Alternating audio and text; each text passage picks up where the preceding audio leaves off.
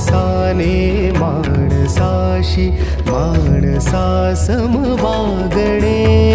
हीच आमुची प्रार्थना, हेच आमुचे मागणे. माणसाने माणसाशी माणसा सम वागणे. हीच आमुची प्रार्थना.